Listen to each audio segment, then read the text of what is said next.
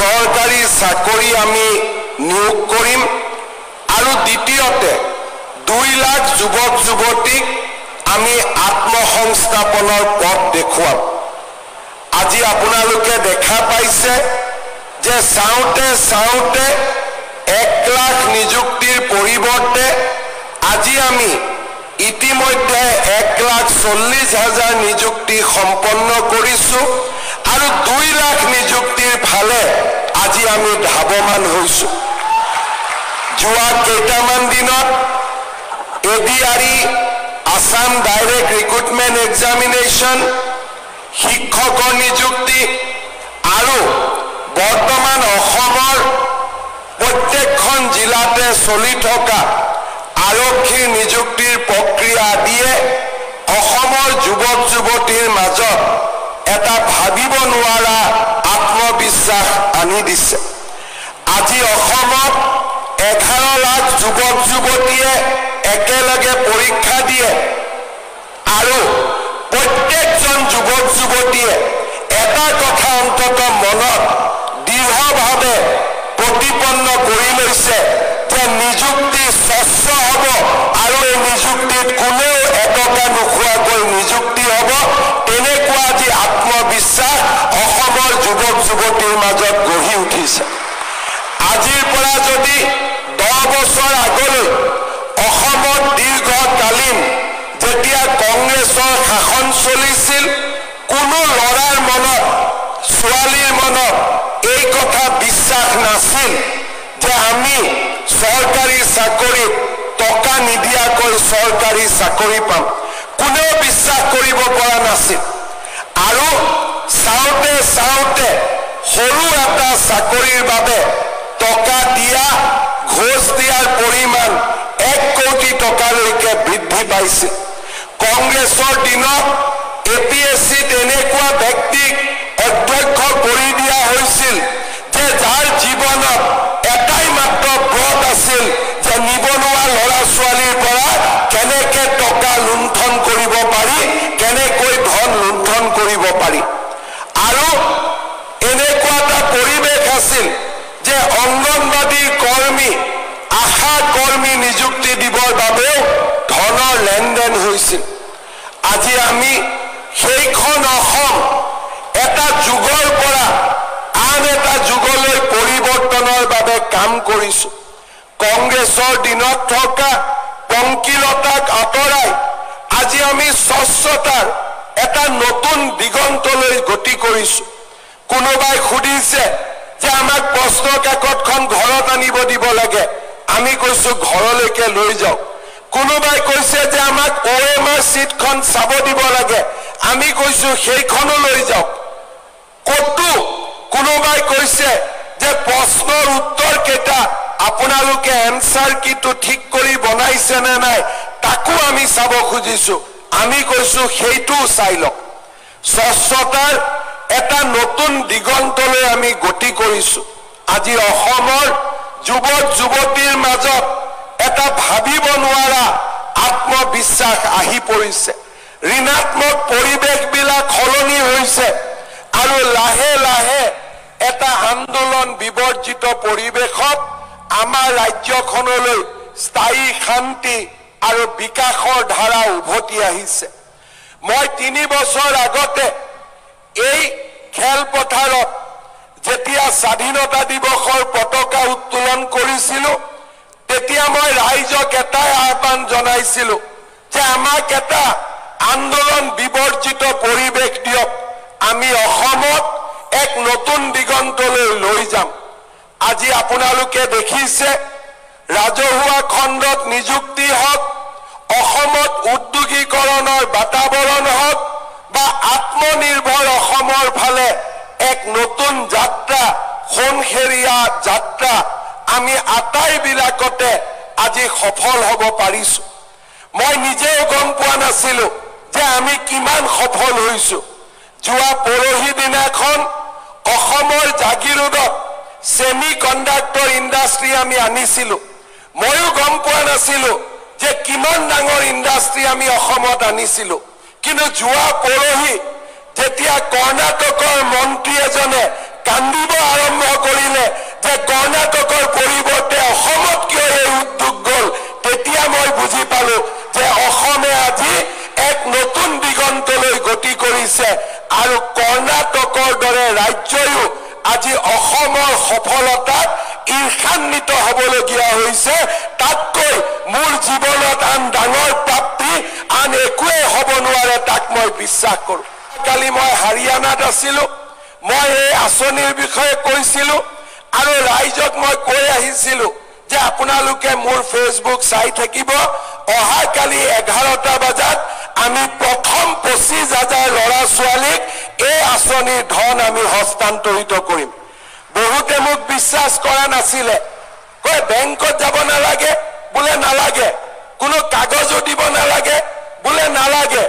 মৰ্টগেজো দিব নালাগে বোলে নালাগে বোলে টকাখিনি যদি ঘূৰাই নিদিয়ে মই কৈছিলোঁ যে অসমৰ যুৱক যুৱতীৰ ওপৰত মোৰ বিশ্বাস আছে তেওঁলোকক আমি যেনেকৈ কৰিব অনুৰোধ কৰিম তেনেকৈ কাম কৰিব আজি হাৰিয়ানাত বহুত লোকে এই ফাংচন লাইভ চাই আছে মোক কৈছিলে যে আপুনি সঁচা কৈছে নে কি কৈছে কালি আমি চাম মই বোলো আপোনালোকে চাই থাকিব অৰ্থাৎ আজি অসমক লৈ ভাৰতৰ চুকে কোণে আমি আজি গৌৰৱ কৰিব পাৰো যে আমি এখন নতুন অসমৰ ফালে আজি আমি ধাৱমান হৈছো শ্ৰদ্ধাৰ যুৱক যুৱতী বন্ধু বান্ধৱীসকল আপোনালোক সকলোৱে জানে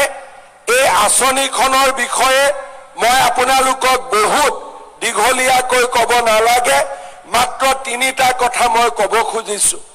এই আঁচনিখনৰ প্ৰথম ধন ৭৫,০০০ টকা আজি আমি আপোনালোকক একোখনকৈ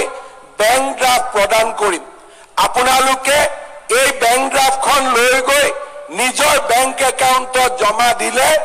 আপোনালোকৰ বেংক একাউণ্টত ৭৫,০০০ টকা জমা হ'ব দ্বিতীয়তে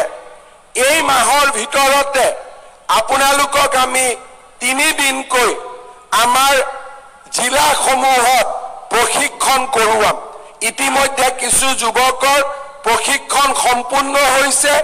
আৰু কিছু যুৱকৰ প্ৰশিক্ষণ বাকি আছে মই আপোনালোকক প্ৰতিশ্ৰুতি দিছো যে আপোনালোকৰ বেংক একাউণ্টত অহা 10 নৱেম্বৰত আমি আৰু 25,000 টকা সোমোৱাই দিম অৰ্থাৎ আজি আমি 30 অক্টোবৰত কথা কৈ আছো আৰু 10 নৱেম্বৰত ৰাতিপুৱা 12 বজাৰ আগতে আপোনালোকৰ বেংকৰ একাউণ্টত 25,000 টকাকৈ আৰু জমা হ'ব সত্ৰ দুটা 3 দিনীয়া প্ৰশিক্ষণটো সকলোৱে কৰিব লাগিব আৰু আপোনালোকক আজি সময়ৰ অসুবিধাৰ বাবে আমি কোনো আন্ডাৰটেকিং এখন সৰু সহি কৰাব খুজিছো কিন্তু আপোনালোকক আমাৰ জিলাৰ পৰা একোখনকৈ চুক্তিপত্ৰ দিয়া হ'ব তাত একো লিখা নাই যে 1 লাখ টকা ঘূৰাই দিব নালাগে আৰু 1 লাখ টকা 3 বছৰ গ্যাপ দি 5 বছৰত ঘূৰাই দিব লাগে এই কথাখিনিয়ে লিখা এখন কাগজ পাব এই দুইটা কাম আপোনালোকে 10 নৱেম্বৰৰ ভিতৰত সম্পূৰ্ণ কৰিব আৰু এক্সেক্টলি 10 তাৰিখে আপোনালোকৰ বেংক একাউণ্টত অতিৰিক্ত 25,000 টকা আমি সোমাই দিম ইয়াৰ পিছত এই আঁচনিখন কেনেকৈ আগবাঢ়ি যাব আমি এজন আপোনালোকৰ লগত একোজন যুৱকক আমি নিযুক্তি কৰিছো তেওঁ কোৱা হ'ব CMAAA ফেলো অৰ্থাৎ তেওঁলোকে আপোনালোকৰ লগত মাজে মাজে কথা পাতিব আপোনালোকৰ ব্যৱসায় বাণিজ্য তেওঁলোকে চাব যোনে যি কাম কৰিছে আৰু এটা বছৰ পিছত যিসকল ল'ৰা ছোৱালীৰ কাম কাজক লৈ আমি সন্তুষ্ট হ'ম তেওঁলোকক আমি লগে লগে পৰৱৰ্তী ধন আমি মুকলি কৰি দিম এই হৈছে আঁচনিখনৰ সবিশেষ ইয়াত আৰু বহুত বেছি কমপ্লিকেশ্যন একো নাই আৰু যিজন ল'ৰা বা ছোৱালীয়ে আপোনালোকক মাজে মাজে দেখা সাক্ষাৎ কৰিব চোৱা চিতা কৰিব তেওঁলোকে ডাইৰেক্টলি আহি মোক বা বিমল বৰাক প্ৰতিবেদন দিব আৰু তাৰ ওপৰত ভিত্তি কৰি আমি পৰৱৰ্তী ধন আমি মুকলি কৰাৰ ব্যৱস্থা কৰিম আজি 25,000 ল'ৰা ছোৱালীক আমি মাতিছো আন বহুত ল'ৰা ছোৱালীয়ে অপেক্ষা কৰিছে যে আৰু বাকি ৭৫,০০০ ল'ৰা ছোৱালীয়ে কেতিয়া এই আঁচনি পাব। এই অহা মাহৰ ৫ অক্টোবৰ তাৰিখে আমি আবেদনৰ পোৰ্টেল মুকলি কৰি দিম, যাতে আৰু ৭৫,০০০ হিতাধিকাৰীক আমি অতি সোনকালে এই ধন আমি মুকলি কৰি দিব পাৰো। শ্ৰদ্ধাৰ যুৱক যুৱতী বন্ধু বান্ধৱীসকল, আমাৰ লক্ষ্য ২ লাখ ল'ৰা ছোৱালীক আমি সৃষ্টি কৰা। মোৰ প্ৰচেষ্টা হ'ব যে এই প্ৰক্ৰিয়া যদি সফল হয়, পৰৱৰ্তী দিনত আৰু ১ লাখ যুৱক যুৱতীৰ বাবে এই আঁচনি আমি মুকলি কৰি দিব খুজিছো। অৰ্থাৎ সৰ্বমুঠ ২ লাখ ল'ৰা ছোৱালীক আমি এই আঁচনিৰ জৰিয়তে আমি আত্মনিৰ্ভৰ অসমৰ ফালে লৈ যোৱাৰ বাবে আমি চেষ্টা কৰিম। প্ৰধানমন্ত্ৰী নৰেন্দ্ৰ মোদী ডাঙৰীয়াই মুদ্ৰা আঁচনিখন আমাৰ দেশৰ যুৱক যুৱতীসকলক উপহাৰ দিছে। এই আঁচনিৰ জৰিয়তে আমি বেংকৰ পৰা ২০ লাখ টকা পৰ্যন্ত আমি ঋণ পাব পাৰো। মোৰ লক্ষ্য হ'ল চৰকাৰে আগবঢ়োৱা ২ লাখ টকাৰ সৎব্যৱহাৰ, এটা সিভিল স্কোৰত আমাৰ সুন্দৰ প্ৰতিফলন আৰু বেংকৰ লগত ধনৰ লেনদেন, এইবিলাকৰ বিষয়ে আমি আপোনালোকক জনাই থাকিম। আমাৰ উদ্দেশ্য হ'ল যে আজি যিসকলে ২ লাখ টকা পাবলৈ সক্ষম হ'ব, তেওঁলোকৰ যাত্ৰা ২ লাখ টকাত শেষ হৈ যাব নালাগে। তেওঁলোকে যাতে পৰৱৰ্তী দিনত প্ৰধানমন্ত্ৰী মুদ্ৰা আঁচনিৰ জৰিয়তে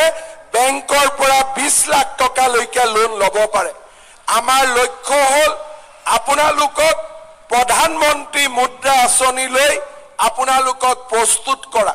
মই প্ৰধানমন্ত্ৰী ডাঙৰীয়াৰ লগত এই আঁচনিখনৰ বিষয়ে আলোচনা কৰিছিলো আৰু তেওঁ মোক কৈছে যে যিবিলাক ল'ৰা ছোৱালীয়ে ২ লাখ টকা ভাল কৰি ব্যৱহাৰ কৰিব, প্ৰধানমন্ত্ৰী ডাঙৰীয়াক মই কওঁতে তেওঁ মোক কৈছে যে লাগিলে অসমত প্ৰধানমন্ত্ৰী মুদ্ৰা যোজনাৰ যি লক্ষ্য, সেই লক্ষ্য মই বঢ়াই দিম, যাতে প্ৰতিগৰাকী সফল যুৱক যুৱতীয়ে মুদ্ৰা লোনৰ ভৱিষ্যতৰ দিনত অধিকাৰী হ'ব পাৰে। মই বিশ্বাস কৰোঁ আজি যদি এই ১ লাখ ল'ৰা ছোৱালীক আজিৰ ২৫,০০০, পৰৱৰ্তী দিনৰ ৭৫,০০০ আৰু তাৰ পিছত ১ লাখ, এই ২ লাখ ল'ৰা ছোৱালীক যদি আমি প্ৰধানমন্ত্ৰীৰ মুদ্ৰা আঁচনিলৈকে লৈ যাব পাৰো, তেতিয়া আমাৰ অসমৰ সামগ্ৰিক যিটো পৰিৱেশ, সেই গোটেই পৰিৱেশটো সলনি হৈ যাব।